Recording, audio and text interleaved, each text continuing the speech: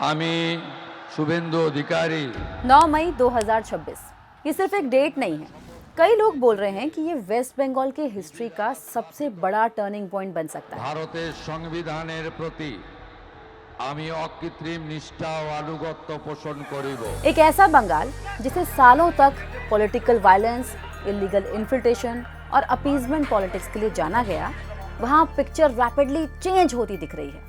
और ऑनेस्टली जिस स्पीड से नए डिसीजन लिए जा रहे हैं उसने पूरे देश का अटेंशन खींच लिया है। ममता बनर्जी की कई ऐसी पॉलिसीज जिन्हें लोग परमानेंट सिस्टम मानने लगे थे, उन्हें सिर्फ कुछ ही हफ्तों में स्क्रैप किया जा रहा है। बॉर्डर सील हो रहे हैं, सिंडिकेट पर एक्शन हो रहा है और अपीजमेंट पॉलिटिक्स पर फुल स्टॉप लगाया जा रहा है। पास्ट इज पास्ट, छोड़ दीजिए। अभी गुंडागर्दी बंगाल में खत्म, जीरो टॉलरेंस। उपद्रवी है, उनको भी ये मैसेज चला जाना चाहिए कि ये सरकार अपने कार्रवाई करेगा। इस सरकार देखना है, सोचना है में नहीं है। आज के इस वीडियो में हम डिटेल में समझेंगे कि बंगाल में एग्जैक्टली क्या-क्या बदल रहा है और कैसे स्टेट की पॉलिटिक्स और डेमोग्राफी को कंप्लीटली रीशेप करने की कोशिश ये नई सरकार कर रही है। ये एक्सप्लेनर बंगाल की ग्राउंड रियलिटी को आपके सामने रखने वाला है। नमस्कार, मैं हूं गरिमा और आप देख रहे हैं नो द नेशन। वीडियो शुरू करने से पहले अगर अभी तक आपने हमारे चैनल को सब्सक्राइब नहीं किया है तो सबसे पहले सब्सक्राइब कर लीजिए। आइए शुरू करते हैं। सबसे पहले बात करते हैं कि बंगाल के सबसे बड़ा इशू क्या था। सबसे बड़ा इशू था illegal Bangladeshi infiltration.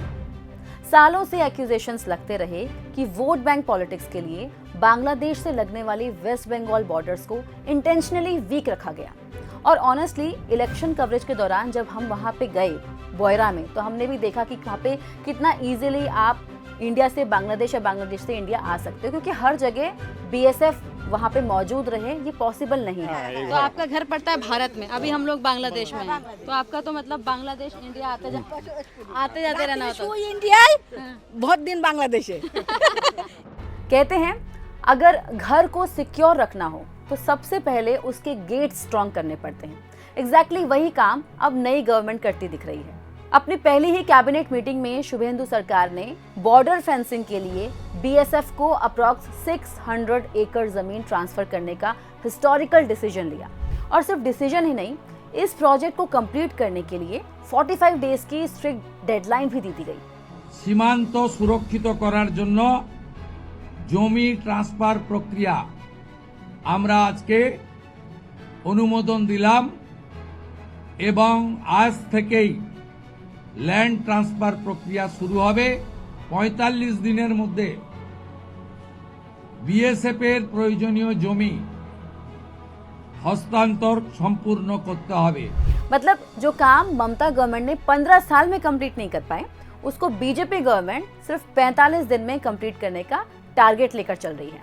Fake ration card, fake voter ID cards और फेक डॉक्यूमेंट्स के अगेंस्ट वेरिफिकेशन ड्राइव भी अग्रेसिवली शुरू हो चुकी है। और रिपोर्ट्स के अकॉर्डिंग आइडेंटिफाइड इलीगल इन्फिल्ट्रेटर्स को बांग्लादेश भेजने की प्रोसेस भी स्टार्ट कर दी गई है। इंडियन गवर्नमेंट ने ऑफिशियली बांग्लादेश गवर्नमेंट के सामने इन्फिल्ट्रेशन का इशू स्ट्रांगली रेज किया है। इनिशियल फेज में आइडेंटिफाई किए जा चुके अप्रॉक्स 2862 इलीगल बांग्लादेशी इन्फिल्ट्रेटर्स को वापस भेजने के लिए बांग्लादेश गवर्नमेंट से डायरेक्ट कोऑपरेशन मांगा गया है। यानी मैसेज क्लियर है कि बंगाल अब इलीगल इन्फिल्ट्रेशन का सेफ जोन नहीं रहेगा। अब बात करते हैं अपीजमेंट पॉलिटिक्स की। ये वर्ड बंगाल पॉलिटिक्स का ऑलमोस्ट परमानेंट पार्ट बन चुका था, लेकिन नई गवर्नमेंट का क्लियर मैसेज है, development for all, appeasement for none. Suvendu सरकार ने मदरसा और माइनॉरिटी अफेयर्स डिपार्टमेंट के अंडर चल रही रिलीजियस कैटेगराइजेशन वाली स्कीम्स को बंद करने का डिसीजन लिया है। पिछली गवर्नमेंट के टाइम इमाम और हिंदू पुरोहित को स्टेट ट्रेजरी से जो मंथली पेमेंट्स दिए जाते थे, उन्हें नेक्स्ट मंथ से कंप्लीटली डिसकंटिन्यू करने की बात की गई है। गवर्नमेंट का कहना है कि टैक्स पेयर का पैसा रिलीजन बेस्ड पॉलिटिक्स पर नहीं बल्कि मॉडर्न एजुकेशन और मेरिट बेस्ड स्कॉलरशिप पर स्पेंड होना चाहिए। और इसी बीच एक और मेजर पॉलिटिकल मूव देखने को मिला। ममता गवर्नमेंट की पॉपुलर लक्ष्मी भंडार स्कीम का नाम बदलकर अन्नपूर्णा भंडार कर दिया गया।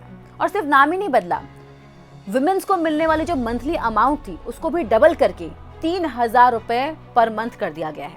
यानी वेलफेयर भी, वो भी बिना अपीजमेंट के। अब आते हैं लॉ एंड ऑर्डर पर।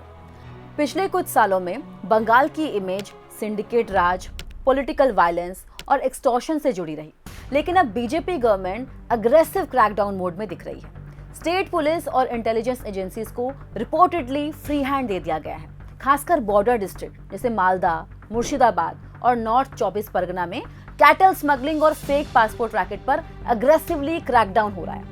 गवर्नमेंट ने लॉ एंड ऑर्डर ऑफिशियल्स को स्ट्रिक्ट इंस्ट्रक्शंस दिए हैं कि सिंडिकेट चलाने वाले और आम लोगों को डराने वाले क्रिमिनल्स को सीधा जेल भेजा जाए, और इसका इम्पैक्ट भी दिख रहा है। जो लोग पहले एलिजिडली पॉलिटिकल प्रोटेक्शन एंजॉय करते थे ना, अब वो अंडरग्राउंड होते दिख रहे हैं। इसके साथ ही अपीजमेंट पॉलिटिक्स को एक और बड़ा झटका देते हुए गवर्नमेंट ने 2010 से 2024 के बीच इशू हुए एलिजिड इलीगल मुस्लिम ओबीसी सर्टिफिकेट को कैंसिल करने का डिसीजन लिया है। दरअसल एक्यूजेशंस लगते थे कि ममता बनर्जी गवर्नमेंट ने पॉलिटिकल बेनिफिट के लिए मुस्लिम्स को ओबीसी रिजर्वेशन दे दिया था, लेकिन कलकत्ता हाई कोर्ट ने इसे इलीगल डिक्लेयर कर दिया है। और अब हाई कोर्ट ऑर्डर को फॉलो करते हुए सभी डिस्प्यूटेड रिजर्वेशन सर्टिफिकेट्स को स्क्रैप कर दिया जा रहा है, ताकि बंगाल के ओरिजिनल बैकवर्ड क्लासेस को उनका हक मिल सके। इसके साथ ही शुवेंदु सरकार ने एक और बड़ा डेडलॉक भी खत्म किया है। एक्यूजेशन था कि पॉलिटिक्स के चक्कर में सेंट्रल गवर्नमेंट की कई वेलफेयर स्कीम्स बंगाल में ब्लॉक करके रखी गई थी, लेकिन अब पिक्चर चेंज होती दिख रही है। नई गवर्नमेंट ने पूरे वेस्ट बंगाल में आयुष्मान भारत स्कीम को ग्रीन सिग्नल दे दिया है, यानी अब बंगाल के गरीब लोगों को भी 5 लाख रुपए तक का फ्री मेडिकल ट्रीटमेंट मिल सकेगा।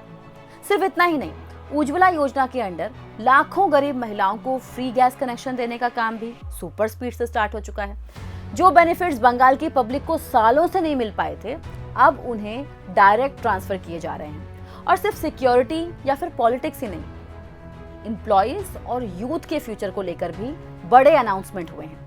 ममता गवर्नमेंट के टाइम स्टेट एम्प्लॉइज डीए और 7th पे कमीशन के लिए सालों तक वेट करते रहे, लेकिन शुवेंदु सरकार ने पावर में आते ही 7th पे कमीशन फॉर्मेशन को अप्रूवल दे दिया है। साथ ही गवर्नमेंट जॉब रिक्रूटमेंट्स को रीस्टार्ट करने और यूथ को रिलीफ देने के लिए ग्रुप सी और ग्रुप डी जॉब्स की अपर एज लिमिट को बढ़ाकर 45 इयर्स तक कर दिया गया है। यानी जिन यंगस्टर्स के साल एलिजिडली पुरानी गवर्नमेंट की नेग्लिजेंस में वेस्ट हुए, उन्हें अब एक फेयर चांस देने की बात की जा रही है। और विमेन वोटर्स के लिए भी एक मेजर अनाउंसमेंट हुआ है। 1 जून 2026 से स्टेट रन बसेस में विमेन्स के लिए फ्री ट्रैवल फैसिलिटी स्टार्ट की जा रही है। और हाँ, सोशल मीडिया पर आपने वो विजुअल्स तो देखे ही होंगे, रोड्स पर नमाज को लेकर रिस्ट्रिक्शंस और सालों से चले आ रहे एनक्रोचमेंट पर बुलडोजर एक्शन। तो ओवरऑल पिक्चर ये बन रही है कि बंगाल में अब अपीजमेंट की जगह डेवलपमेंट, वीक बॉर्डर्स की जगह स्ट्रॉन्ग बॉर्डर सिक्योरिटी और सिंडिकेट राज की जगह रूल ऑफ लॉ और पब्लिक सेफ्टी को प्रायोरिटी दी जा रही है। चुनार बांग्ला का जो सपना धीरे धीरे खत्म होता दिख रहा था, अब उसको फिर से रीबिल्ड करने की बात हो रही है। अब आप बताइए, क्या बंगाल फाइनली एक नई डायरेक्शन में मूव ऑन कर रहा है? कमेंट सेक्शन में अपनी राय जरूर दें। वीडियो कैसी लगी कमेंट करके जरूर बताएं। पसंद आए तो शेयर कीजिए, लाइक कीजिए और देखते रहिए नो द नेशन गरिमा के साथ।